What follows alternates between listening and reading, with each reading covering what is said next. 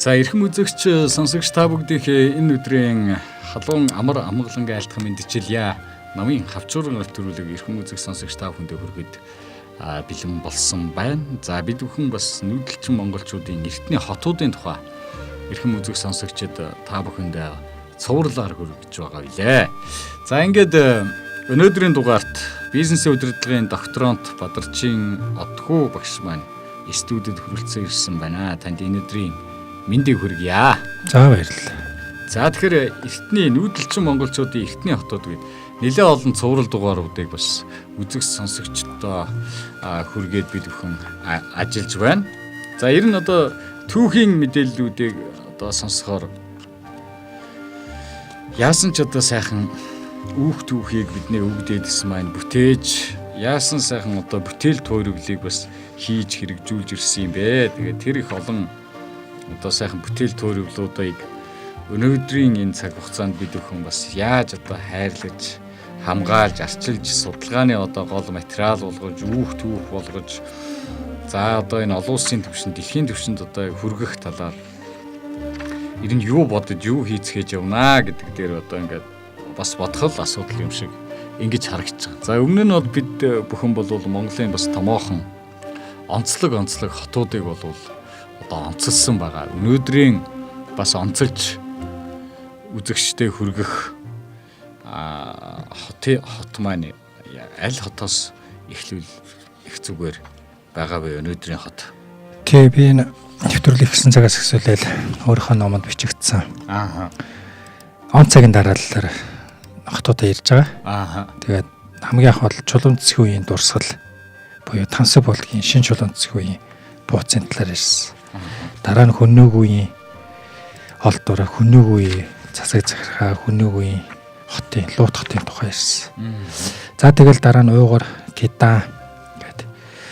За өнөөдрийн нэвтрүүлэгт бол одоо Ханзад хотын тойр болон Дойд толгойн эртний хотын тойр бас Бутарлын үеийн Монголын хотын тухай яригадаад тэгээд дараагийн нэвтрүүлэгтээ Чин улсын иршилдэх Монгол орны хотуудын тухай яриад ерөнхийдөө миний ном бол яригадаад дуусгаж байна. Нүүдэлчин монголчуудын одоо эртний хотууд гэдэг одоо судлагдсан байгаа хотуудын тухай бол таны номон дээр одоо тодорхой байгаа. Судлагдах боломжтой энэ хотуудын тухай бол ерөнхийдөө бол бичигдсэн байгаа тийм ээ. Тий. Цаашдаа ч гэсэн олон хотууд судалж илэрлэх баг. Өнөөдрийн байдлаар бол яг илэрсэн хотуудын талаар л ярьж байгаа. Тий. Одоо баталгаатай их сурвалжтай материалуудыг одоо та бүхэнд хүргэж байгаа. За Ханзад хотын тойр гэж байгаа. За энэ одоо манай Монгол улсын нутаг дэвсгэр дээр оршин байна уу? Тий. Хинтээ аймгийн Баян Умаа сумын нутагт Ханзад хэмээх нэгэн хотын тойр байдаг. Нэрт археологч Перлегийн Монгол ард улсын эрт дунд үеийн хот суурьны товчоон зохиолын он цагт тодорхойгоо дурсгалын хэсэгт Ханзад Хэрлэн гол Батхан уулнаас баруунтаа Улаанбаатар Чойбайсангийн замын урд талд Шорон хэрэм байдаг. За одоо Шорон хэрмийн тийм орон байгаа юм л да. Хэрмний голд том засмал боржин багны эвгэр олон баг. Өнгийн пааландаа чимэглэл бүхий барилга байсан. Перлегой анх тэмдэглэсэн баг. Энэ хотын талаар харин малтлах судалгааны ажил хийгдээгүй. Одоохондоо он цаг нь хараахан дурддаг баг. Ханзад хотын тухай. Ханзад хотын тойрд Монгол Японы хамтарсан шинэ зуун төслийн баг 2007, 2017, 2018, 2019 онуудад малтлах судалгаа явуулсан. Уг дурсгал нь 220-ыг харьцсан 160 метр шорон хэрмний дотор жижиг хэмжээтэй давхар хэрмтэй түүн дотор талд нь том жижиг дөрвөн барилгын уранг орсон. Шорон уугар бүхий дурсгал газар байна.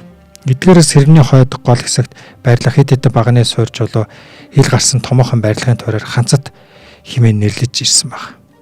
Гадны хэрмэн зүүн болон баруун хойд талдаа хаалгатай байсан ор мэдэгдэх баг харин урд талын хэсэг голын усанд автаж эвдэрсэн баг.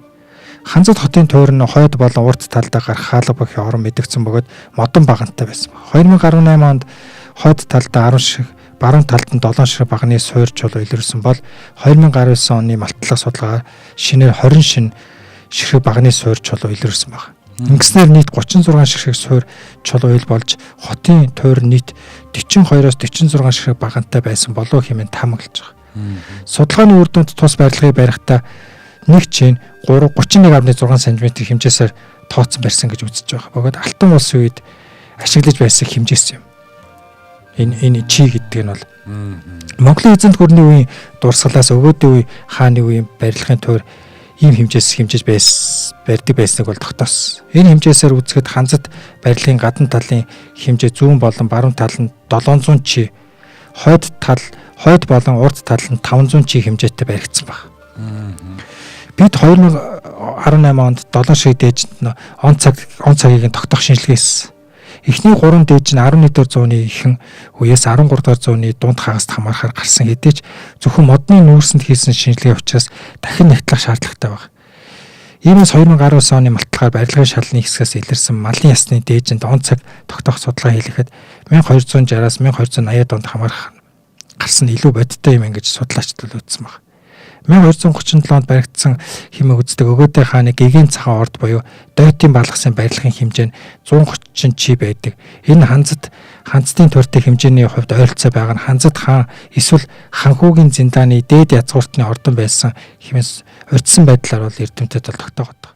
Матлагын уцаа зөвхөн хаад язгууртны орд өргөөгийн хийч чимэглэлд хэрэгэлдэг байсан өнгөлгөөний дээврийн нөмрөг тосгор болон луун хийтэй нүүр варын томоохон хэсгүүд олноор гарсан малтлагын судалгаа нь үргэлжиж байгаа бөгөөд бүтэц зохион байгуулалт он цагийн хамаарлан улам баттган орд өргөөний эзний Монголын дундад зууны үеийн түүхэн үйл хэргийн очир холбоонд үндэссэн сурвалжийн мэдээ баримтын тогтоох нь зорилтын ойрын хэмжээнд хийх ажил болж байгаа. Илүү сайн судалнаа л гэсэн. Тэгээ одоо энэ Ханзад хоттой ойролцоо бас нэг хотын тойр нь болохоор Дойт толгойн эртний хотын тойр байна.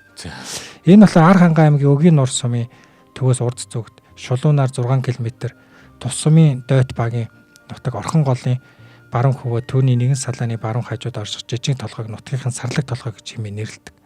Тус суурин хар хурам хотын тойроос баруун хойд зүгт 49 км, Дойтын балгасаас зүүн хойд зүгт 8 км-д оршин. Ар хангаан аймгийн хотын сумын төвөөс зүүн хойд зүгт 20 орчим км зайд Шорвог, Хунт, Дойт, Цагаан цэцэг нууруудын дунд холын бараа сайн харагдах Дойт толгой оройд энэхүү дурсгал бол оршиж байгаа. 20 км газарт байх юм тий. Хотын тойр нь баруун зүүн болон хойд талаараа өөр хоорондоо ойрхон барилах 20 харьцаг нь 17 м дундаж хэмжээтэй 17 ширхэг барилгаар хөрлөгдсөн байна. Бөгөөд түүний дунд нэг том 2 жижиг барилгаа оруулсан байна. Эдгээр үлдцэг өгөөдөө хааны Гэгэ Чиган орд мөн болов уу гэж Японы эрдэмтэн Шимпье Като ütсэн байна. Дойт толгой эртний хотын тойрыг нэг онцлог нь хэрмийн оронд барилгуудаар хөрлөгдсөн байсны ор мөр байгаа бөгөөд эдгээр барилгууд нь өөр хоорондоо холгүй байрсан учраас холоос харахад хэрэм мэт харагддаг байсан байна. Сонь байгааз. Урдны манай хотын тойрд бол хэрнээс бүрддэгс бол энэ бол барилгуудаас бүрддэг гэсэн. Тэгэхээр дурслын дээгүүр үлдсэн тоосгоо дээврийн ваарны үлдэгдэл нь хар орон хотын тойртой адил төстэй учраас археологч Перле Дойт толгой эртний хотын тойрыг 13-аас 14-р зууны үед холбогдно гэж үтсэн байна. Эртний хотын тойрыг Монгол Улсын засгийн газрын 2020 оны 13 дахь тогтоолоор улсын хамгаалтанд тавьсан. Дойт толгой дурслыг бол. Дойт цагаан нуурын байгаа газар их хот байж байгаад өрийн усан давтад алга болчихсон юм гэсэн бас судалгааны асуудал явж байгаа. Тэгэхээр энэ бол бүр хотын хэмжээнд бол яригдчих. Маш их олон барилга байгууламж байсан. Тэгээ хур бороо багта ширгсэн үед нь ирж сонирхол зүгээр очиод нүдээр үзэх шууд танигдаж мэдэгдэх зүйлгүй. Эс шороо бүхий угар тоогор хэсүүдтэй л газар. Онцлог маш тэгш бөгөөд Орхон голын сууг салаг дүссэн байралтай. Дойт багийн уяачид энд морь үсрэгдэг газар тариалан эрхэлж болмоор тэгшхэн тал байгаа юм гэж нутгийг бол ирж байгаа. Тухайн газрын хөрсөндөөс ил төвөрөөр олдож буй шаазаа эдлийг аваад үзэхэд хар орон хотыг малтан судалж байхад гарч ирж байсан 13-аас 14 дахь зууны шаазаа эдлүүд ихээр бол олдож байгаа. Тэгэхээр суурьны баруун зүгт 119-ийг харьцан нэр хэмжээтэй хэрэм бас олдсон байна. Тэр нь давхар таслахаатай хэрэм хашаа байсан байна. Түүнээс хойшоо 800 м газараас баруунаас зүүн тийш чиглэсэн 300 м гүнзгий сууг бий. суугийн хоёрлаа эртний байрлалууд байсан болтой үлдэж байгаа. Тэдгээр он цагийн явтад мэдэгдэхгүй болсон харин агаарын зургаар тод харагдаж байгаа. Тэгэхээр энэ нь бол 13-аас 14 дахь зууны үед их Монгол улсын бүрэлдэхүүн хятад дундад Аз гаралтай маш олон иргэд байсан. Тус улсын аж ахуй эрхлэн Варсаа үйлдвэрлэн дархчууд дархны ажлыг хийдэг байсан байна. Үүнээс бас зарим нэг төрлийн бас судлаад үзэхэд шаад зэдэл үйлдвэрлэдэг байсан бас батлагдчихж байгаа. Газрын хөрсөн дор хулсан савхаар шатаасны дараа хатаж чанарын шалгасан нүхнүүдийг шаазангийн хэлтэр хэмэд олцсон. Хятадд үйлдвэрсэн шаазангуудыг авчирсан бол ийм нөхдөд гологдлуудыг олон километр газар зөөж авчих боломжгүй. Тэгэхээр ийм гар авчуудын суурин байсан байна. Мөн эргэн тойрон газар тариад эрхэлдэг байсан байна. Тэгэхээр бидний түүх ер нь ярьдэн штэ түүх нь Варсав Хятадаас авчирч ирдэг гэдэг. Тэгэхээр энэ хот бол өөрөө бүх юм үйлдвэрлэдэг гэсэн байна. Энэ дойд хот бол хотын хэмжээнд үйлдвэрлэлийн том хөрөнгөд ажихан тийм том үйлдвэр байсан гэдэг нь тодорхой харагдчихээн тийм ээ. За тэгээд 12-оос 13 дугаар зууны үе 13-аас 14 гэлээ тийм ээ. Тэгээд зууны үеийн одоо Варс амны тодорхой хэмжээний юмуд ус харагддаг. Энэ суурь нь 13-аас 14 дугаар зууны үед орхон голыг түшиглэж байгуулагдсан гар урлал газар тариалангийн чухал ач холбогдолтой газар байсан байна. Тус суурьнд Варсав шатаах зуух ажиллаж зарим төрлийн шаад зэйдлэг үйлдвэрлэж байсан. Газар зүүн байрлалын хувьд хар хурам хотоос хойд зүгт ямар нэгэн бартаас хадгүй цэлэг орхны хөндийн төгсгөл хэсэгт орших баядгүй нэгдэд буй 13-аас 14 дахь зууны суурьнуудын хамгийн хойд захийнх нь болж байгаа. Тус суурь. Харин төрөнд дурдсан давхар тасалгаа бүхий том хэрмэн суралж бичиг тэмдэглэгдсэн үлдсэн хаатай улирлын орд байх магадaltaй. Ялангуяа намрын орд. Хамгийн хойд захад оршин байсан гэх Японы судлаач энэ Ширашигийн санал бидний тамгил сонирхолтой холбоос болох бөгөөд цаашид археологийн навьдсан судалгаа хийсний үр дүнд бол тодорхой болох. Тэгэхээр одоо судалгааны ажил за тодорхой хэмжээнд л одоо олдсон идэвхтэй зүйлүүдээс нь харж. За тэгээд ерөнхий судалгаа хийгдсэн байгаа хотууд юм байна шүү дээ тийм ээ. Тий. Ерөнхий судалгаа одоо наривжсэн одоо судалгаа бол бас зайлшгүй шаардлагатай байх хэмжээний. Ер нь одоо зүгээр одоо нэг юм эртний хотуудын туйрыг одоо жишээлбэл ингэж судлахад ер нь хэдийн хэмжээний цаг хугацаа хэдийн хэмжээний одоо ямар хөө хэмжээний мөнгө төгрөг одоо шаардлагатай байт юм бол. Ер нь цаг хугацаа бол тодорхой бас л та. Энэ хотыг судлахын тулд хэдэн жил зарцуулж болно. Аа. Дорож 5-аас 10 жилийн хугацаанд тэр хотыг судална. Тэгээ судалсныхаа явцад цаашдаа тэр нарийн ийдүүлгийг бол илүү судлахаар тэрнээс ч олон жил болно.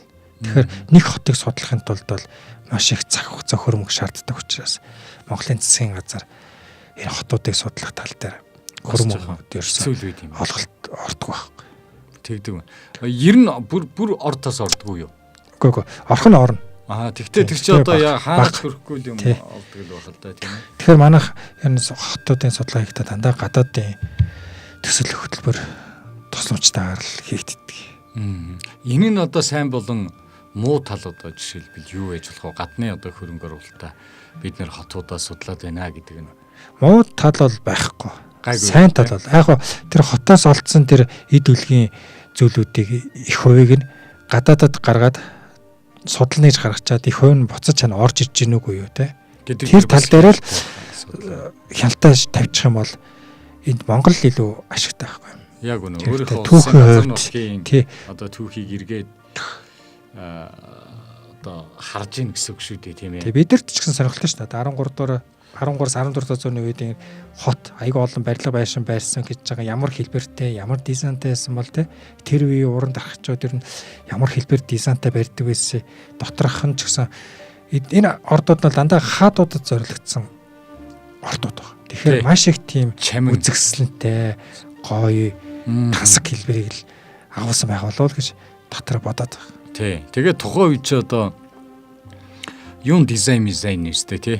Тийм одоо ойлголтууд байгаагүй жах тийм чин анх үүсгэн байгуулагдаж ингэж одоо хийгдэж ингэж явж байгаа нөхөр судлагдхууны хувьд бол нэлээ өргөн тийм ээ. Өргөн ийм одоо хүрээний ойлголт энд бас явж байгаа байх гэдэг ийм зүйл бас харагдах байх. Тийм. Тэгээ монголчин өөрөө 13 самтуудад зүүн дэлхийд байлдан дагуулж учраас дэлхийн хамгийн одоо вест гэж болох шилдэг уран тархчуудыг их орондоо авчирж ирж барилга байгууламж бол барьсан баг. барьсан Тэгэхээр л тий. их гайхалтай л байгаа юм л да. Яг үнэ тий. За тэгээд бид нэвтрүүлэгтээ ингээд ярьжсэн те Монгол улс мандан мадарсан ч үе бий, урууданд ороцсон ч үе тий. бий. Ер нь Одоо бол бид бол миний ном ч гэсэн тийм байгаа. Мгм. Төгсөл рүүгээ ингээд ороход Боторлын үеийн Монголын хотуудын талаар өнөөдөр бас ярих. Мгм. За Боторлын үеийн хотуудын хамгийн ихэнд бол их хүрээ орж байгаа. Их хүрээ. Одоогийн Улаанбаатар хот. Улаанбаатар хотын Нийслэл хот. одоо туур гэх юм уу тий.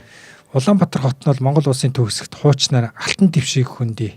Мгм. Өнөөгийнхнэр туул сэлбийн голлын бэлчээр хөндөд далайн түвшнээс дээш 1300-аас 1500 м өндөрт богдхан сонгон хайрхан чингэлтэй баян зүрх дөрвөн уулаар хөрөлөгдөж оршиж байгаа. Мгм. 1639 онд Ширээд цагаан нуурт өндөр гэгэнийг залж орд өргөө боссноор Улаанбаатар хотын өмнөх суурийг байгуулагдсан байна. 1778 онд хүртэл олон газар нүүдэлж байгаад одоогийн байралтай тогтсон.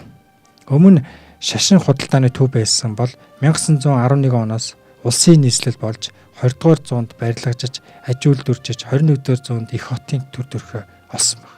Мгм. 1639 онд Ширээт нуурын газар зан азрын шашны тэргүүнд өргөмжилж орд өргөө барьсан өргөцөр Улаанбаатар болсон байна. Мгм. Түүхэнтэй хід нэрийг бол үтсэн байна. Хэд хэдэн нэр өгсөн. Тий. Нэр өгöd үтсэн байна тий. Мгм. 1639 онд өргөө. Мгм. 1651 онд номын хүрээ. Мгм. 706 оноос их хүрээ. 1912 оноос нийслэл хүрээ хэмээн нэрлэгдэж байгаад 1924 оноос хойш Улаанбаатар гэдэг нэрлэгдсэн. 21 оноос. 20 дугаар зууны эхэнд Улаанбаатар хотыг богдын хүрээ, даа хүрээ, хүрээ гэхэд гэж нэрлдэг байсан байна. Одоо үед хотын нэрийг Улаанбаатар нийслэл хот гэж Мгм. яригдчих. Мгм. Тэг яг ингээд дэлгэрүүлээд үзвэл миний номд бол гарч байгаа. Тэг яг нэвтрүүлгээр бол зүгээр дурдаад. Мгм. Ерөнхийдөө бас ийм юмнууд байгаа шүү гэж. За, хүрээний талаар мэдээлэл их сайн юм байна. Одоо ялангуяа таны сая ярьсан он цагуудыг эргээд нэг багшаа та нэг дурдтаа одоо жишээлбэл энгийн хүнд ч гэсэн түүхийн хувьд асрах одоо ач холбогдолтой ийм мэдээлэл байна шүү дээ. Одоо үндсэндээ 4-5 удаа нэрсэлсэн сая санагч тийм 1900 ингээл эхлэх байх тийм. За энэ Улаанбаатар хотын нэг яг гол түүхийн нэрээ тий. За одоо Монголын нууц төвчөнд бол Улаанбаатар хотод дурддагддаг. Дурддагцснаар 12 дугаар зууны 2 дугаар хагаст Хэрээд аймгийн удирдагч Ван хааны өргөнд Туул голын хар шувуу гэдэг газар байв гэж тэмдэглэсэн байна. Одоогийн Улаанбаатар хотод оршиж буй Туул голыг хөндөж хэлж байгаа. Их Монгол улсын анхны нийслэл хар хором хот нь Орхон голыг хөндөд цогцолсон ба Ян улс нуруу унтсны дараа Мин улсын давтлаганд 2 удаа галдан штагцсан. Түүнээс хойш монголчууд нэгдмэл байдалгүй болоод нүүдлийн иргэшил бүрэн шилжиж хот байгуулах завдалгүй дотоод гадаадын тэмцэлд байлдцгаас байснаас үүдэн амирлангуй байдлыг бол дэлгэрүүлэхээр 16 дахь зуунаас шарын шинг шүсэглэж Монголд сүм хийдүүд баригдаж эхэлсэн байна. Ингэснээр монголчуудын хот хүрээ зогслох итвэг сэргэж анхлан автаа сайн хан хар хурам хотын буйранд Эрдэнэ 100 хийдэг бол босгосон байна. Түшэт хаан Гомбот оржийн хүү Зан Азрын анхны богд Жавцан дам хотогтой өргөмжлөн 1639 онд Өнөөгийн Өвөр Хангаа аймгийн Бүрд сумын нутагт орших их Монгол уулын өвөр Баг Монгол уулын ар биелийн Ширээд цагаан нуурын хөвөнд байгуулсан хожимо шар бүсийн хот хэмээн нэрлэгдэх болсон өргөө. Өнөөгийн нийслэлийн Улаанбаатар хотын одоо үндэс нь болсон байна. Зөв. Тий. Өргөө нь 1639-с 1778 онд Орхон Тамир Туул голуудын хөндөй дагуу 28 удаа нүүдэлсний эцэст 1778 онд одоогийн байгаа газар суушиж их хүрээ нэртэй болсон. Ингэж нүүлэхдээ Эрдэнэ 100 хийдийн доторх мөнхийн гаралтай баруун өргөөг нүүлгэн гаргаж Зан Азрын өргөөтэй нэгдүүлж Ширээд цагаан нууранд бол авчихсан байна. Баруун өргөнд төрийн гал голомтын бэлэгдэл өргөө байсан. Ингэж төр шашны гол үндс зүйлсийг нэгдүүлснээр нийслэл үүссэн гэж үздэг.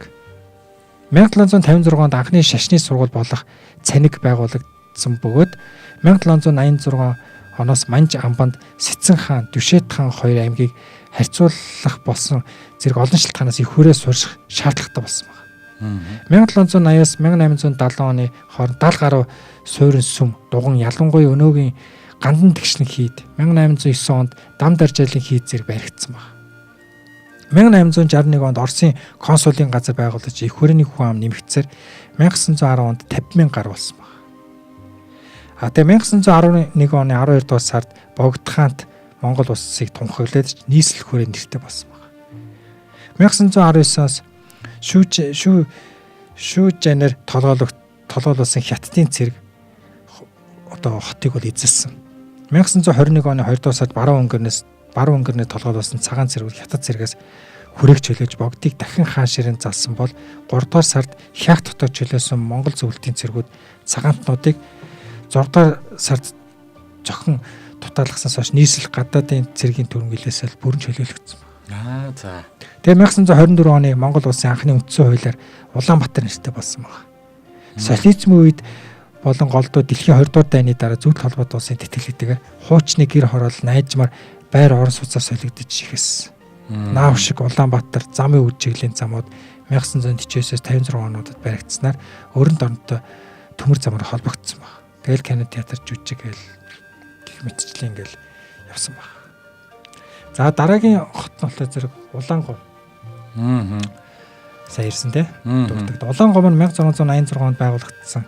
Бөгөөд 1871 онд Дичин Равжаалын хийд нэртэйгээр Улаангов хийдийн суурь тавигдсан.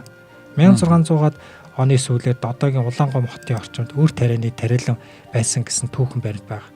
Улаангов нь Увс аймгийн төв юм. Увс нуурын хотгорын баруун урд захад Хархираа уулын бэлд оршдог. Мөн Оросын холбооны улсын хилийн ойролцоо оршдог. Газар нутгийн хувьд бол одоо 39.1 км квадрат бөгөөд Улаанбаатар хотоос 1456 км-ийн зайд бол оршдог.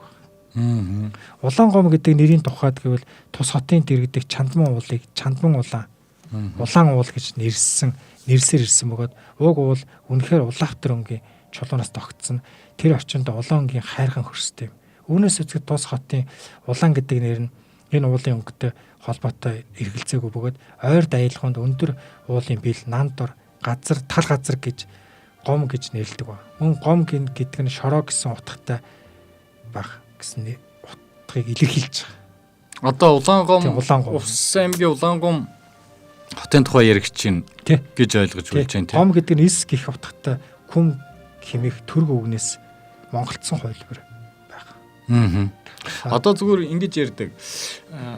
Одоо яруу найрагтл байна. Одоо яруу найрагт бас тэгж бичиж байна. Энэ зүрхэн юудын улаан уул энэ төр гэж тодорхойлоод байна л да. За энэ уулын одоо энэ Увс аймгийн Улаангом хотын одоо түүхийн асуудлыг одоо бид нэр хөндөж түүхийн тухай ярьж байна тийм ээ. Тий. Энэ одоо уулуудын талаар бол илүү уул гэдэг номон дээр илүү дэлгэнгүй тийм ээ. Би зөв дурдаа тавьчихсан. Яг. Их түүхтэй бол. Зөв. Одоо бүр илүү дэлгэрүүлээ тэр одоо ямар очтой, ямар түүхтэй. Зөв. Гэт одоо миний энэ уул гэдэг номон дээр илүү тодорхой болох. За энэний дараа бол тэгээд цовруулуудаар бид нэр одоо илүү сонирхолтой түүхүүдийг араас нь өгүүлнэ тийм ээ. Тэгээд дараа нь Ховд хот байгаа. Ховд хот. Тий. Ховд хотыг анх 1685 онд зүүн гарын Галдан бошгот хаан өнөөгийн Ховд хоолын сав нутагт байгуулагдсан байна. Хотын тойрон эдгөө Ховд хотоос 40 орчим км-ийн зайд Ховд сумын баруун салаа багийн нутагт Ховд хоолын хөвөөний улаан харган хэмээх газар байна. Хотын тойроос 4 км зайд Ховд хоол байрлаж байдаг бөгөөд голын хөвөнд буйвол хотын тойр үлдэц овог том далан бүхий л зүйлийг нутгийн ардууд хэрэм гэж нэрлэдэг. Баруун Монголын олон ясны хөлгийн Ховд хотын анхны суурь Эрдэнэ бүрэн сумын нутагт онгоцны улааны урд Согод уулын зүүн хойд зүгт орших Ховд хоолын хөвөөний улаан харган хэмээх газарт Монгол улсын түүхэнд Галдан бошгот хаан хэмээн алдарсан Галдан цэргийн мэхлэг тарианы суурь байгуулагдсан гэж анх үзсэн байна. Танаа нутаг тий. Манай одоо Эрдэнэ бүрэн сум одоо энийг ярихаар яасан сайхан мэддэм шиг сонсогч байна энэ чинь. Би очиж үзчихэл байсан. Тий одоо тойр энтрийн очиж хараа. Одоо тэр нь ямар шүү танд сэтгэл төрсөн бэ? Одоо тэр Ховд хотыг үзээд Ховдын тэр би бол ингэсэн Ховд аймгийн музей руу орж үзээд анх одоо ийм хот биш юм а гэдэг одоо тийм макет нь байдаг. Макет нь бол одоо ховдын музейд хадгалагч байна. За энэний дараа бол одоо тэр Улаан арган гэдэг газар одоо ёстол нэг 30-40 км байдаг. Эрдэнэрийн сумаасаа. Тэгээ очиж үзчихсэн. Тэгээд ер нь зүгээр одоо дорон мороноор л харагдахаас биш нэг тийм юунууд бол бас ховор штэ. Одоо тэгээд судлаач эрдэмтэд бол бас очиж үзээд тогтоох нь юу байдгийг гэхээс биш. Одоо бол нэг тиймэрхүү байдалтай байдаг. 1762 онд Монгол Алтай нуурнаас их авсан үзэгсэнд буян хоолын хөндөд шилжин суурьсан байгуулагдсан байна. Одоогийн суурьсан газраас. Энэ үедээ буян хоолын урд ирэг дээр орших цэргийн бэхлэл бүхий дөрвөлжин хэлбэртэй 3.5-аас 4 м өндөр сангийн хот гэгдэх хэрэм их бага нарийн зээл гудамжнаас бүрдсэн маймайчин гэгдэх худалдааны дүүрэг буян хоолын хойд ирэг дээр орших түгээмэл амарчуулагч хийцэгээс бүрдсэн байна. Ховд хот нь Монголын баруун хязгаарын олон ястны улс төр эдийн засаг худалдаа шашин шүтлэхэд төв болж чадсан бөгөөд сангийн хотод манжийн төрийн гол аппарат хэвээ амбан байрлаж монголчуудтай холбоотой эрхлэн ажилласан байсан. Яг үнэ тий. Олон өргөгдсөн Монгол улсынхаа 8 дугаар богод Жавзан дам засгийн газрын 2012 оны ихэр цэргийн яамны сайд Хатанбаатар магсарж аваар цэргээ удирдуулан явуулснаар 1912 оны 8 дугаар сарын 25-ны өдөр Манч хаттыг буулган авч Ховд хотыг чөлөөлсөн байна. 1912 оны үндэсний эрх чөлөөний хөдөлгөөн 1921 онд ардын хувьсгалын ачаар тус хязгаар нутагт орчин үеийн хот болон хөгжиж үндэс суурь нь тавигдсан. 1940 оноос Ховд аймгийн төв болж байсан бөгөөд 1952 оны 9 сарын 4-нд ардын их хурлын төлөөлөгчдийн залгаар Ховд аймгийн төвийг Жаргалант хот 1961 оны 6 дугаар сарын 20-ны өдрийн ардын их хурлын депутатын зарилгаар Жаргалант хотыг Ховд хот гэж нэрсэн бөгөөд 1952 оноос хойш Ховд хот өөрийн удирдлага бүтцтэйгээр ажиллаж ирсэн. Улсын их хурлын 92 оны 23 дахь тогтоолоор орон нутгийн төв хотуудыг сумын зохион байгуулалтанд шилжүүлсний дагуу Жаргалант сум болсон юм. Улсын их хурлын 2003 оны 1 сарын 2-ны өдрийн 02 тоо тогтоолоор Ховд хот нь баруун бүсийн тулгуур төв буюу улсын зэрэгтэй хот болсон. Чойр хот хуучин Сэцэн хаан аймгийн Боржгон Сэцэн бангийн хошууны төв бөгөөд Боржин уг гарлан Монгол төрийг нэгтгэн захирч байсан Батмөх Даян хааны отхон хүү Гэрсэнц хунтайжийн удмын Далай хунтайжийн том хүн Цэвдэн 1991 оны цагаагчин хонь жил Сэцэн хаан аймгийн Боржин хошуу байгуулж засаг бээл хэрэгм эдлэг болсон гэж түүхэн сурж бичигдэн үлдсэн байна. За тэгээд Ховд аймгийн түүх гарч ийн л да тий Ховд аймаг олон ястан үндэстний одоо үлгийн нутаг гэдэг үндсэндээ бол нэг 17 ястан энэ аймагт одоо амьдарч байгаа юм. За газар тариалангийн бүс гэдэг нь одоо ялдчих юм. Яг одоо тэр улаан харган гээд анх ярьлаа шүү дээ тий Ховд аймгийн анхны туур одоо ингэж байгуулагчсан. Тэндээ бол газар тариалан бол жигтэйх эрхэлдэг байсан байгаа шүү. Одоо тэр юунууд нь бол бүр үнэхээр ингээд одоо сүүлд социализмын үед ш тэр атар газар эзэмсэн гэдэг юм явсан. Ялангуяа одоо тэр Эрдэнэ бүрэн сум тал руугаа одоо энэ хотын хөгжилтэй холбоотой өчнөө олон зүйлүүд одоо байгуулагдсан байдаг. Одоо тэр нөгөө одоо төмөр боловсруулах гэдэг ч юм уу тийм ээ.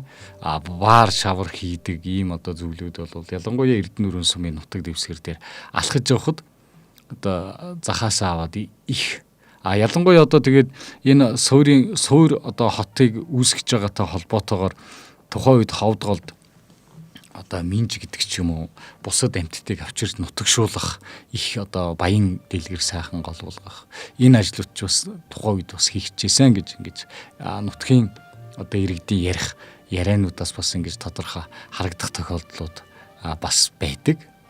За тэгээд одоо манайханд бол нэг зүйл их харамсалтай санагдтыг надаа. За мууч ба сайн ч хүний түүх гэдэг шиг мууч ба сайн ч хүний үр гэдэг шиг те. Ер нь одоо энэ сангийн хэрэмтэй холбоотой юмнуудаа манай энэ үеийн дарга нар бол ус сайн төдийлө анхаарч өгөхгүй байдаг. Яг уу энэ одоо ингээд тухайн үед Хятадын амбан байсан. За 100 жил одоо тэр Ховд аймгийн гэдэг ч юм одоо тэр баруун талын энэ хүмүүс бол тэнд бол ингээд тодорхой хэмжээний дарлалд байсан гэдэг. Одоо сангийн хэрэм бол тодорхой хамгаалалт аваагүй. За зарим айлууд манайхан бол Ховд аймгийнхан бол их болог цохино. Тэгээ нэг сангийн хэрэмнийхээ шаварнаас авч одоо орчин үеийн дурсгал үлдээж хашаа бариад гэдэг ч юм уу иймэрхүү. Тэгэхээр яг түүхийн тодорхой нэгэн хэцүүч гисэн хүндч гисэн бэрхч гисэн тодорхой үеийг давсан учраас бид нар бол бас нэгэн түүхийн нэгэн одоо сэжим угаасаа даравч талдаж булавч бултганы хичээр тэр тэгж үлдсэн учраас тодорхой хэмжээнд бас түүхийг эксрүүлж болгоод хадгалвал ер нь ямар байд юм бэ гэдэг ийм бодол бас байдаг. Ховд аймгийнхаа яг музей дотор бас энэ сангийн хэрмийг одоо үндсэндээ ийм одоо газар байжээ гэдэг макет нь бол бас байдаг. Тэгээ одоо бол хамгаалалт энэ төр гэдэг талаасаа бол бас тийм одоо их бага байна л да. За одоо ялангуяа яруу найрагчид, уран зохиол сонирхогчид бол сангийн хэрмийн талаар бол одоо бичсэн шүлэгнүүд бол их жоохон таагүй шүлэгнүүд их байдаг. Ягаад гэвэл тэр одоо Монгол хүн ялангуяа одоо тэнд амьдарч байгаа үндэстэн ястангууд бол тодорхой хэмжээнд зовлон бэрхшээлүүдийг бас эдэлж явжээ гэдэг ийм зүйл анги талаасаа бас харж үтсэн бүтээлүүд бас их хөвчлэн бас байх жишээний. Одоо ялангуяа манай Ховд аймагчин их тийм олон 100 баг хэдэн 100 хэдэн жилийн настай улаастай гэдэг байгаа юм. Тэгэхэд тэр улаасыг Ховд аймгийн Эрдэнэрийн сумын Өвдгийн гол гэдэг газраас анх авчирч Ховд аймгийн тэр төв гудам дагуу одоо ингэж одоо төв гудам нь үүсэх юм аа гэдэг тэр байдлаар одоо Өвдгийн гол гэдэг газраас анх тэр улаасыг авчирч тарьж исэн. Одоо тэр нь бараг 200 гаруй жилийн настай гэдэг ийм зүйл бас түүхэнд бичигдэг үлдсэн бас байдаг юм шүү. Тий. Ер нь түүхэнд бол сайн муу гэж байхгүй. Түүхэл тий. Яг л түүхэл одоо нэмж болохгүй, хасаж болохгүй. Тийм учраас бид бол түүхэнд их баг гэж зэрэг тогтоох нь буруу хаа. Түүхэл бол түүх. Тэгэхээр энэ түүхийг бол бид энэ хот муу, энэ хот сайхан гэж нэлэхгүйгээр яг л тэр хотын түүх дурслыг үн чигээр нь босхосоо гэсэн үндсэн дээрээс л би энэ номонд бас дурдж байгаа. Тий, нөгөө талдаа бас байгаа зүйлийг эвтэйхэ хадгалаасаа тийм ээ хамгаалаасаа гэдэг бас асуудал бас байж болмоор байна. Хойжуудаас сурамж болох тий. Одоо нэг бусдын дарлалд орвол улс гүрэн ер нь бусдын дарлалд орвол хэрхэн яадгийг л харах хэрэгтэй. Тэр бол том үнц нь одоо тэн дээр яг оршиж байгаа шүү дээ. Одоо тэр сангийн хэрэм гэдэг газар бол яг тэгдэг л тий. Тэгвэл бид дандаа ялт байгуулж дандаа мандан бадарсан үе бишээ. Монголчууд бас уруутанд ороцсон үе. Хэрэв уруутанд ороотохоор бид яадгийг тэр бүх түүхүүдээс энэ хойч үе залуусан суралцаасаа бусдын иргэшилд байх ямар хэцүү хэцүү олон тэрийг монголчууд хэрхэн яаж давж тусгаар тогтнолынхоо төлөө ховдын иргэд ховдчууд яаж тэмцсэн. Яг үнэ тий. Тэр ч одоо тэгэл хідэн үеэрээ л тэмцсэн байгаа шүү дээ. Нэг хүн хувьсал хийгээгүй хідэн үеэрээ тэмцэж тэр манжин иршлээс гарсан. Тэгэхээр энэ үнэн нэмийг бол одоо үннээр нь хойцаалуулстай тусгаар тогтнолын үнцэн гэдэг ч юм бол юугаарч хэмжигдэхгүй зүйл шүү л гэдгийг л одоо 100 жилийн 100 жил гэнэ. Одоо 100 жилийн айнуу тэмдэглэсээр байгаа одоо бүр юм. 100 жил манжид дарлагдлаа гэж шүү дээ. Ямар 10 жил дарлагдсан ба шүү дээ. Тэр төмөн олон бас агуу тэмцэгч хүмүүс байсан байгаа шүү. Яаж өнөөдрийн үндэсний соёл хэв маяга өнөөдрийг хүртэл 100 жил дарлагдах хугацаанд яаж авчирвэ гэдэг. Тэгээ миний номд сая дурдлаа шүү дээ тий. Монгол улсын тусгаар тогтнол анх ховд тэр галыг асаацсан байна. Тэр тусгаар тогтнолын тэгэл тэрнээс чинь бүх монголчууд даяар монгол гэдэг шиг босоол тусгаар тогтнолын бодлоо тэмцсэн байна. Тэгэхээр ховдчууд ямар их гайхалтай тийм гэдэг чинь баатарлаг бас байсан бэ. Тэгээ өнөөдөр одоо үр хойч нь хүртэл таны удаас нэг нь хараас өгж шүү дээ. Одоо би чинь тэр ард түмний дунд л одоо өс тэрнсэн ийм байгаа учраас түүхөөр ийм үнэн байх тусмаа их үнцэнтэй байдаг юм байна гэдэг одоо ийм зүйл бас анзаарах чинь шүү дээ. Энэ яриан дээрээс тийм ээ. За тэгээ дараагийн хот нь болохоор Цэцэрлэг хот. 1631 оноос 1680 онд байгуулагдсан байна. 1586 онд Аранга аймгийн тухай ярьж байна. Булган уулын өвөр Чонтын хөндий хэмээх газарт анх заян хүрээний шавыг тавьж анхны дуганыг барьсан хэмээн Манж улсын Монгол хотын уугар ван гүнгүүдийн илтгэж шастрын 9-р дэвтэрт бол тэмдэглэгдсэн байна. Харин 11-р жарны цагаагчин хонь жил 1631 онд өргөдгөн сэлбэж заян хүрээний анхны том дуган хийдүүдийг бол барьж гисэн байна. Цэцэрлэг хот. За ингээ сайн ингээ миний дурдсан одоо ингээ Чин улсын иршэлдэх Монгол орж байгаа. Энэ бол тэр Мөрөн хотын суурь нь 1809 онд бол байгуулагдсан байна. Дэлгэр мөрөнгийн ирэг дээрх мөрөнгийн хүрээ болон байгуулагдсан. 1809 онд дэлгэр мөрний ирэгт мөрөнгийн хүрээ бий болсноор мөрөн хотын түүх эхэлдэг. 20 дугаар зууны ихэнх гэхэд тус хэд 1300 орчим ламтай хийдийн үндсэн дээр байгуулагдсан байна. Тэгээ 1937 онд бол сүйтрэгдсэн. Данц даржаа хийдэн гэдэг жижиг хэмжээний хийд 1990 оны хотын баруун хэсэгт баригдсан Хөвсгөл аймаг байгуулагдсны дараа аймгийн төв нь хатгад болсон бөгөөд 1933 онд мөрөн хот руу шилжсэн байна. За Улаастай хот. Улаастай хот 1733 онд Улаастай хот Завхан аймгийн төв. Анх 1733 онд Улаастай Манжин цэргийн жанжны газар байгуулсан хотын төв бичигдэж эхэлсэн. Улаастай хотыг 1912 оны 1-р сарын 21-ний өдөр Манжин дарлаас Богдхаант Монгол улсын цэргүүд чөлөөсөн. Улаастай 1733 онд цэргийн хуаран хот болж үүссэн. Улаастай Манжин цэргийн хэрмийн тойр байдаг бөгөөд Монгол улсын хамгийн урт түүхтэй хот юм. Мөн тус аймагт Даян хайрхан хэмээх тайхар хаттай уул байдаг бөгөөд тайхар хат нь ойролцоогоор 20 м өндөр байна. Одоо бид ярьдаг тийм. Тайхар чулуу гэж бид нар одоо сүүлийн үед яригддаг шүү дээ. Тэгээд хамгийн хан зүйлд дурддаг хот нь Чой болсон хот. 1821 онд Халахын Сэцэн хааны удмын Минжүүрд орж бээсийн санаарсаа шашин номын жасаа болон хошууд хамгийн газар бүхий суурингэнд байгуулсан баг. Хуучин сан бээсийн хүрээ нь одоогийн Чой болсон юм. Богдхаант Монгол улсын үеэс буюу 1911 оноос 22 оныг хүртэл ачид бээс тогтхын хошууны төв болж дорнод Монголын шашин худалдаа аж ахуй томоохон төвүүдийн нэг байсан баг.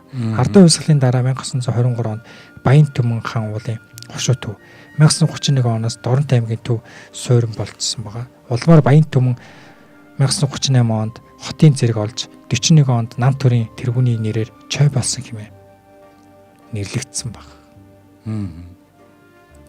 Одоо тэгээд нэг зүйлийг л анзаарддаг юм л да. Монголын түүх гэдээ одоо ярихаар таны одоо хэлж байгаа зөвлөлтөө унсан үе байна, бадарсан үе байна. Энэ дэлхийн олон түмний чи иргэшилдээ оруулаад хаанчилж өвсөн үе бас байна. За бүр одоо болохоо вэжсэн үеч байна гэл ингээл ярьдаг. Тэгээ энэ зовлон жаргалыг одоо бид нар бол их түүхэл их одоо эргүүлээд нэг сайн харчаасаа л гэж бодмоор одоо сүүлийн үед амьдарч штт.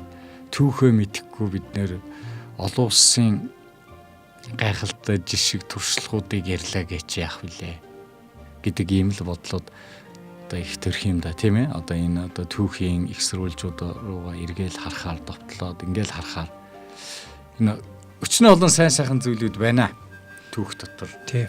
Одоо дараагийн номод илүү түүхийн хувьд тийм ээ. Тэгэхээр монголчууд бид бол одоо өөрөөсөө суралцмаар түүх болж өнгөрсөн. Одоо цаг хугацаа ч 3 байгаа штэ. Өнгөрсөн үед ирээдүй.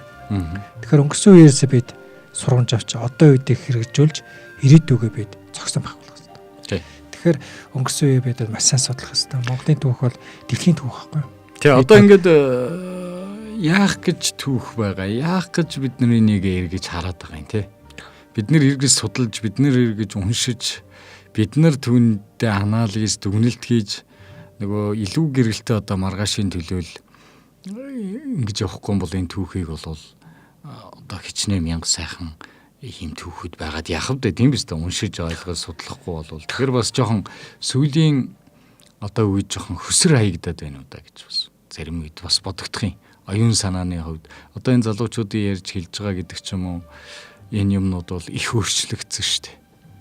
Тэгэд энэ ингээл харахаар түүхэн бас эргэж хараагүй, уншаагүй хүний л одоо бодол сэтгэл ийм зүйлүүд бас их анзаарэгддэг да. Одоо тэгээд төрийн хүмүүс нь хүртэл одоо ярьж бодож байгаа юмныг ингээл сонсохоор их л одоо их тэнгэл зүр ийм л зүйл ярьдаг. Ялангуяа одоо төрийн эрх барих одоо дээд байгууллагт ажиллаж байгаа альва одоо байгууллага хамт олныг удирдах ингэж явж байгаа ийм хүмүүс маань илүү их түүхээ бас их уншиж судалж мэдээсэ гэж ингэж одоо залуу хүмүүд бас ингэж боддог шүү дээ. Зарим талдаа. Ер нь бол тийм хоосон юм их сонсогдоод өгдөг шүү дээ. Одоо ингээ ярьж байгаа ярианаас нь гаргаж байгаа шийдвэрүүдээс нь ингээл эргэл харахаар ийм одоо их түүх их үн цэнийг ухамсарлаагүй ийм одоо гажуудлууд бол тэр яриан дунд нь одоо явж гэнэ гэж та боддоо. Тэгэхээр хэцүү л байгаа юм л да. Тэгээд түүхийг ингээд судлаад үзэхээр дэлхийн хотуудыг монголчууд босгоцсон юм байна. Дэлхийн хотын хөгжлийг монголчууд тодорхойлчихсан юм байна. Бүтээн байгуулсан юм байна. Тийм түүхтэй атал яагаад бид гаднаас сулцаад. За яг гадны сайн сайхан юм сулцах нь зөв. Энэ цаг үед те тэр шинжлэх ухааны ололт амжилт, тэр хиймэл оюун ухаан, нано тэр шинжлэх ухааны талаас нь бид сулцах хэрэгтэй. Тэрнээс яг тэр хотыг бол монголчууд бол бүтээн байгуулчихсан байна. Хотын соёл гэдэг юм чинь монголчууд анх бий болгож үүсгэсэн. Тий 2000 жилийн өмнө хотын соёл гэдэг юмыг байгуулсан ард түмэн өнөөдөр энэ цаг үед хотын соёлгүй байгаа нь бол жоохон харамсмар тий. Ингээл хотын гудамаар ингээд явахаар хансмар зүйл асар их ажиглагдчихж байгаа байхгүй. Умартсан байна. Тий. Одоо бий болгосон зүйлээ умартсан. Тий энэ л одоо энэ түүхээ мэдхгүй тэгээд нэг хоёр тань манайх одоо энэ иргэдэж жоохон тийм соён гэгэрүүлэх тал хотын соёл жоохон сулцуулмаар байгаа. Гадаалал нийтийн тээвэрт яаж хэрхэн бий явж байгаа. Годамж талбайд яаж хэрхэн бий явж байгаа. Миний ирэх бусдын ирэхээр хязгаарлагддгийг шүү. Тэгэхээр бусдыг яаж хүндэлж хайрлах вэ? Тэр бүхий ч л монголчууд өөрсдөө бүтээсэн байгуулсан ард. Ягаад энэ цаг үед тэр түүхээ умартаад өнөөдөр хамгийн соёлгүй бүдүүлгүй дэлхийд хамгийн хоцрогдсон улс Монгол улс болоод байгаа нь жоохон харамсмар. Одоо манай Монгол улс хүний хөгжлийн индексээр дэлхийд баяа одод явж байна. За тэ шинжлэх ухаанаар бас аль тэр хайцсан. Шинжлэх ухааны эрдэмтэд бол маш их бүтээл гаргадаг. Төр засгийн тэрийг үнэлдэггүй. Уг нь зөв ёсны хөгжлөөр бол шинжлэх ухаан ямар ч үсэн төрүүлээ явж явах хэрэгтэй баг тийм ээ. Тэгээ шинжлэх ухааны араас бол одоо улс орны хөгжил, нийгэм, эдийн засгийн асуудлууд бас түүний хойноос явж юмар байгаа. Тэгтэл манайхан бол уруу хамааралтай болсон тийм ээ. Шинжлэх ухаан баян хотоодонд тэгээд нэр төр алдар хүнд бүх юм урдаа явж байгаа. Тэгээд нэг ийм одоо тийм нийгэмч үүсчлээ шүү дээ. Одоо нэг өнгө мөнгөний нийгэм үүсчлээ шүү дээ. Эн чинь өөрөө тэгэл мэдхгүй. Одоо тэр шинжлэх ухаан гэдэг юм урдаа дулдууд айгу. За түүх соёл гэдэг юм эрхэмлээгүй нэг юм. Одоо тэгэл гадаадын улс орнууд ирэл ингэхэд бараг Япон улсын нэг хэсэг соёл манай зам дээр үргэлжилж байгаа бах та машинуудыг харахаар. За тэгэл байшин савнуудыг харахаар одоо Европын одоо ямар ч улсын хэм маяг энэ дээр харагдаж байгаа юм тий. Тэгээ их эмх замбраагүй одоо барилга байгууламжууд ийм юмнууд ингээл харагдчихэд. Тэгээ хүн амьтны соёл одоо соёл иргэншлийн одоо хувьд бол одоо хэцүү шүү дээ. Тэгээ малчин ахуй бол нэг юм байгаад байна. Ягаад гэвэл тэд нар одоо төрөлхийн одоо гэр орноосоо нөгөө суур боловсрал олж авдаг учраас тэр гэр орондоо амьдрах, тэр хөдөө нутагтаа амьдрах тэр боловсрал, тэр гоо зүү, тэр одоо ахуй уламжилттай холбоотой явж байгаа юм нь за нэг тодорхой хэмжээнд яваад байгаа шүү. Одоо сүүлийн үед бас хөгжлийн зарим нэг одоо юугаар бол бас амаргуул болж эхэлж ил байна л да. Ингээд хөвсөө хөвшлөгдөл тийм ээ. Ингээд одоо малчин гэдэг хүн чинь машинд суугаад л ирэхээр л тэгэл ингээл явдсан байна л да. Тэгээ яг хөдөлмөр хөнгөвчлөх арга интергээл өчнөө олон зүйлүүд бас энэний ард яригддаг л байх. Тэгтээ нөгөө нэг үндсэн төрхөө бид нэр их гээж л ингэж л хөгжөөд байгаа ус юм уу даа л гэж бодогдох. Дэлхийн монголчуудаас энэ цаг үед суралцаал явж байна. Гэрийн хүмүүжил гэдэг бол ямар гайхалтай. Шинжлэх ухааны академик боловсрлоос илүү гэрийн хүмүүжил хамгийн агуу юм гэдгийг дэлхийнээс судлаа. Тэгэхэд өнөөдөр бид яаж одоо ингээл ёс зүйтэй байл гэлдэг. Одоо төрийн албаа гэж альж төвшин те. Ёс зүй гэдэг чинь нэг ном уншаад юм уу нэг онлайн мэдлэг аваад ёс зүй сурчдаг. Тэр ёс зүй гэдэг чинь тэр хүн болсон цаг мөчөөс ихсүүлэл хүүхэд ахуй тэр хор ертөнцтэй таньж мэдж байгаа тэр цаг хугацаанд олж авдаг зүйл л байхгүй. Одоо хүний ёс зүй гэдэг ч юм бол хүний өмөрлөг гэдэг ч юм 0-5 наснд л суудаг зүйл байна. За тэгээ 0-5 наснаас хойш бол сурчна. Тэгээ 5-аас хойш бол тэгээд тэр хүүхэд бол хинбэ гэдэг нь тэгэл тодорхойлч. Тэрнээс их сургуульд юм уу? Манайх ярьдаг шүү дээ. Эрхийн боловсролын их сургуульд юм их сургууль сураал хүүхэд нь ухаантай босралтай болчих юм шиг яриад байгаа. Үгүй л дээ. Хүн төрсэн цагаас эсвэл 0-5 насны хооронд л хүний хүмүүжил бол тэр ёс зүй гэдэг юм чинь суучдаг. Эцэг их нь ямар боловсрал болох вэ? Ямар мэддэг вэ? Гэр орон хот дотор ямар харьцаатай байх вэ? Бие биенээ хэрхэн яаж хүндлэх вэ? Тэгэл нэг ээж аав нь өөрсдөө гэртээ замбрааг орчинд байчаад өөр хүүхэдтэй зэгцтэй жоронтой байх гэдэг. Тэр чинь л одоо тэгэл буруу юм аа л гэдэг чинь л харагдаад байна. Тэгэхээр хүн болгон л нэг ухаантай хүн хэлсэн байгаа юм. Хүн болгон математикч болох албагүй. хүн болгоо эцэг болно гэдгийг мартаж болохгүй гэж. Тий. Тэр бол гайхалтай багш. Одоо тэгээд зүгээр биний анзаарч байгаагаар нэг ийм зүйл байна л да. Жил ирэх тусам л ингээд хүний хөгжил гэдэг юмыг дагаал хүүхэд хүртэл одоо өсгөх тэр нөхцлүүд хүртэл их өөр болж байна л да. Тэгэхээр одоо манайхан болвол нэг хэсэг ингэдэг байлээ шүү дээ. Ингэдэг байлээ гэж энэ ч одоо энэ одоо түүхийн одоо үлдсэн баримтууд үнийг гэрчлэн л дээ. Сайхан ингээд өлгийдэвэл те хүүхдээ бойжуулахын тулд тийм ээ манцуулаад ингээл явдаг байсан. Одоо тэгэл сүүлийн үед бол энэ зүйлийг бол ер нь бас буруу юм аа гэдэг ч юм уу.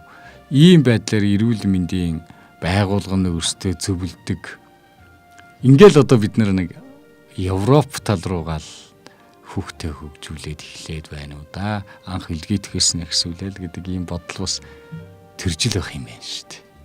Тэгээ Монгол ёс хүмүүжлэгд ч өөрөө шинжлэх ухаан байхгүй. Дугаар болгонтой хэлж байгаа. Тий.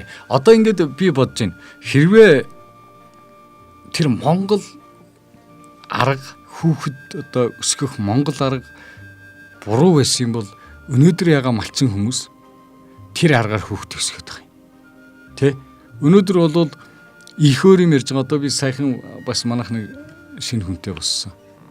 Ингээл харахаар бүр өөр юм ярьж байгаа. Одоо манай ээж мэж шокнд.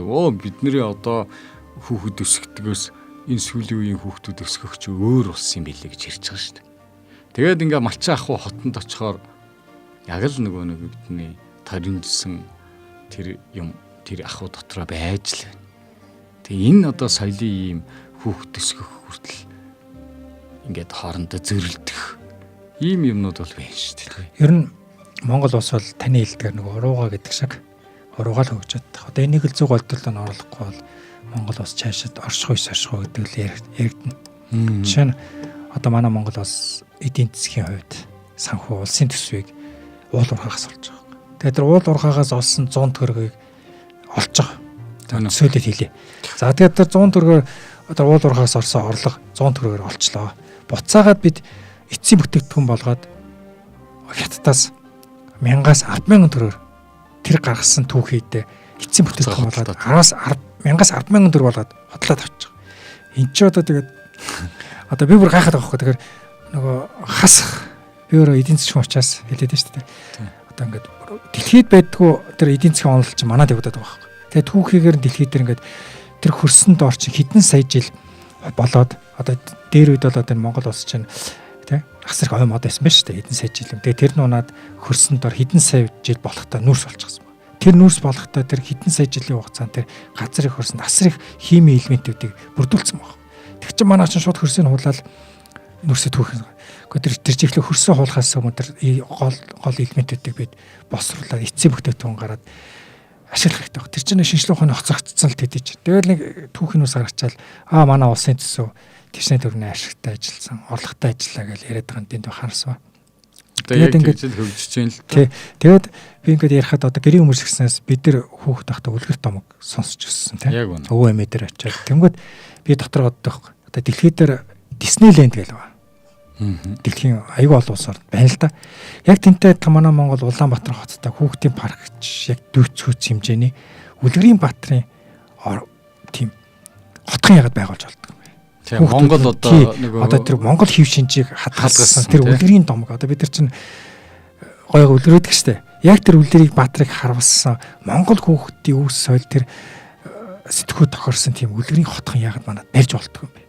Би энэ тэр би засаг дарга дээр орж лээс нийслэн зэг. Олон хүмүүст хандчихлаа. Ерөөс хүлээж авдаг. Төсөв санхүү. Нөгөө хийх хүнд арга нь олдно, хийхгүй хүн шалтгаан мондохгүй. Үнэлтэй. Тэгэхээр бид энэ аргаал болох хэрэгтэй баг. Одоо чинь үлгэрийн хотхон босчул гоё те. Яг тэр үлгэрийн домогт гардаг бидний хүүхэд хахад сонсож өссөн. Монгол ардын үлгэр үү. Тий, яг тэр үлгэрт гардаг тэр үлгэрийн хотныг Улаанбаатар хотод ингээ бариад тэнцэнэ бид одоо ингээл аав ээж өвөө эмээ нар болж чинь те. Тэгэхээр үр хүүхэд ачих 30-аа дагуулад тэнд очиход ямар гайхалтай байх вэ? Яг тэр Монгол үг соёлыг хадгалсан үлгэрийн хотхон босгож бол сайхан сагтаад байдгийн. Үлгэрээ хүртэл хүүхдүүд эргээд унших. Одоо яг үлгэр мэддэг хүүхд бараг цөөхөн байгаа. Үлгэрээр хүүхдийн хүмүүжлэг олгодог гэсэн юм шүү дээ. Тэр манай үлгэр бол одоо тэр ихсгэл, багсгал, тэгээ өгч байгаа сургамж энэ төр бол одоо хүртэл бодогдож өвдөг шүү дээ. Тэр үлгэрийн агуулгагүй яасан үнэн байваа тийм ээ. Тухайн үед нэг хоёр амьтан хоорондоо явж байгаа л нэг нь болохоо байцсан юм шиг санагддаг боловч өнөөдөр амьдрал дээр тэр ямар амар алсыг харж тэр үлгэрт ямар тийм том өгүүлэмж явбаа гэдэг энэ дээрс бас ингээд харагдчих жишээний тийм ээ. За ингээд нүүдэлчин монголчуудын эртний хотууд цуврал таавханд хүрч байна. За ингээд бид бүхэнтэй хамт бизнес удирдлагын докторант Бадарчин Отхүү, за найруулагч Элбэг Заяа, за хөтлөгч Галсан нар таавханд студиэс шууд одоо нүүдэлчин монголчуудын эртний хотуудын тухай үргэлжлүүлэн хүргэлээ. За нүүдэлчин монголчуудын эртний хотууд энэхүү бүтээл маань за Отхүү багшийн бас судалгаа шинжилгээний нэгийнхэн одоо томоохон судалгааны одоо хэсэг байгаа. За ер нь бол одоо ингээд нүүдэлчин монголчуудын эртний хотуудынхаа тухай яриад ер нь бол нэлээд өгч байна тийм ээ. Судалгааны юм дээр бол нэлээд явчлаа. Одоо бол цөөхөн хэдэн хот тийм мэдээлэл бол үлдчихэж байгаа хаа гэж ингэж бодож байна. Дараагийн дугаарт бол одоо нэг дугаар үлдсэн байгаа. Эртний хотуудын талаар яриад дараагийн дугаарт Сардгийн хийд буюу цагаан хот. Энэ одоо сүүлд болцсон хотын талаар яриад сангийн хотыг илүү жоохон дэлгэрүүлж яриад энэ Китэминий нэгээд нүүдэлчин монголчууд эртний хот ингээд ном маань бол ингээд юу яаж байгаа. За энэхүү ном маань одоо за энэхүү номын талаар мэдээлэлгээд ингээд бид нөр аль бие усаар дугааруудаа сошиал дээр одоо нийтлээд ингээд эхлэх юм. За номтой холбоотой бид нөр яг цуврал дугаарууд явж байхад бас асуултууд бас асуун номтой холбоотой. За бид бүхэн бас энэ нүүдэлчин монголчуудын эртний хотууд ном дээр одоо бас нэг зочинтой бас орсон. Ер нь түүхийн талаар хүмүүс ямар үзэл бодолтой байна тийм ээ. Тэд юуг харах гэж үзэж байна, юуг бодож хичээж явж байна гэдэг ийм зүйлүүдийг ярьсан. За болж игвэл одоо нүүдэлчин монголчуудын эртний хотуудын дугаарынхаа төгсгөлийн дугаар дээр бас зочинтой тэгээ хотуудынхаа талаар ерөнхийдөө бас дүгнсэн ийм зүйлүүдийг бас ярьж одоо нүүдэлчин монголчуудын эртний хотууд энэ цувралыг бол өндөрлүүлнэ гэж ингэж үзэж байгаа. Тэгээд номын хавчуурга гэдэг энэхүү нэвтрүүлгийн нүүдэлчин монголчуудын эртний хотууд цуврал дугаартаа хамтдаа байсан эрхэм үзэгч сонсогчид та бүхэндээ баярлалаа. За ингээд бизнесийн удирдлагын докторант Бадарчин Отхүү багштай бас баярлаж талархснаа илэрхийлье. Зөвхөн өнөөдөр ингээд яригдаад байгаа боловч хүн бол ямар нэгэн одоо байдлаар мэдээллийг сонсцсон байхад тодорхой зүйлүүд бол хүний ой санамжинд бол ингэж бууж идэг тийм ээ. Тэгээд зарим үед бол тэр зүйл одоо ямар нэгэн тань мэдхүн асуулт хариултын тэмцээн ч юм уу мэдээлэл сорих. За ингээл одоо хүүхдийн хичээл хийлгэхээс ихсүүлэл ийм юм дээр бол одоо энэ түүхийн талаарх энэ мэдээллүүд бол илүү их одоо чухал ач холбогдолтой байдаг. Ер нь монгол хүн болж төрснийхөө хувьд түүхээ нэг эргэж харж бүр цаг зав гаргаж унших ийм одоо зайлшгүй шаардлагууд бол бид бүгдийн хувьд бол маргааш гэж алгуурлахгүй яг өнөөдөр энэ цаг хугацаанд бас үүссэн байгаа шүү гэдгийг бас нийт сонсогчдоо зүгээр санамж болгож хэлхийг хүсэж байна. Тэгээ өнөөдрийн номын хавчуурга нэвтрүүлгээ энд хүргээ жаргая да. Тэгээд төгсгөлд нь нэг үг хэлэхэд хүн хэдийн ухаантайч хэлхээс нааш ухаарддаг. Цаас эддээ нэмгэж чичгээс цаас цоордгүй гэж.